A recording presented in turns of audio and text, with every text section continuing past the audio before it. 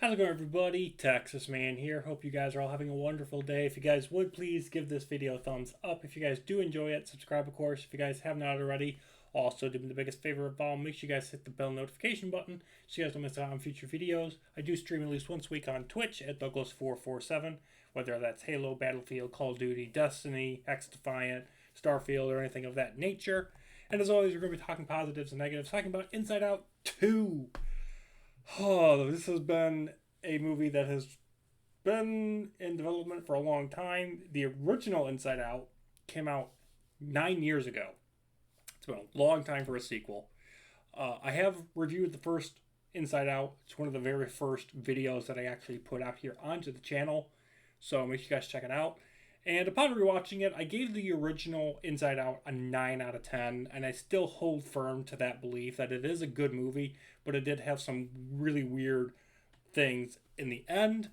Inside Out 2 is a film that I've been really hopeful that was, going to be a good movie, but given that, like, Disney and Disney Pixar, they have been putting out some really bad films in the past few years. And so, because of that, when they announced a sequel to Inside Out, I was like, how are they going to ruin it? How are they going to ruin a film that I really enjoyed when it came out? How are they going to ruin this franchise? And if this film is supposed to like be the beginning of the replacement for Toy Story, because Toy Story 5 is supposed to be the last one, so we've heard. If Inside Out is going to continue with future sequels and such, Inside Out 2 has to be a banger. It has to be a good 9, even a 10 out of 10 for a franchise to be built upon. And I want to say off the bat, I was happily surprised. I think this film excels, it expands at everything the original film set up. Everything that was in the original film is on display here, but also boosted. Everything is elevated.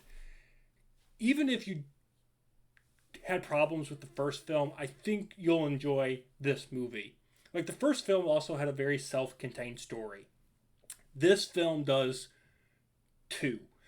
If you go to see Inside Out 2 and you don't see Inside Out, you can still watch this film and have a good time. You can still watch it from beginning, middle, and end and understand what is happening. Kind of like with Avatar and Avatar The Way of Water, but it's not like 3.5 hours long, okay?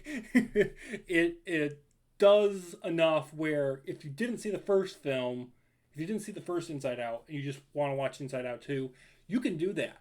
Because it gives you a general recap and review of what happened in the first movie.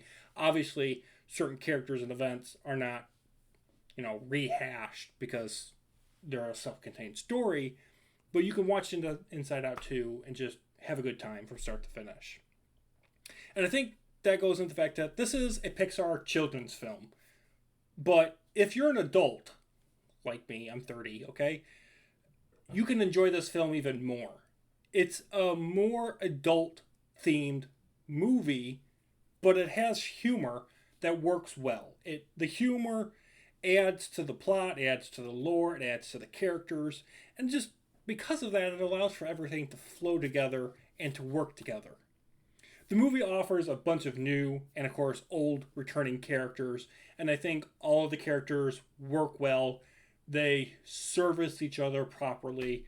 There's also some surprises, and I don't want to get into that, but there are some surprise characters that show up, and I'm just like, oh, they went really deep into video game lore and cartoons with this one. The themes and the concepts of anxiety when you hit puberty, friendship, and trying to fit in, they're all things that adults can relate to. There's a lot of things in this film that you can relate to because, for the most part, most of us have experienced these types of things in our own lives. And that adds rewatch value.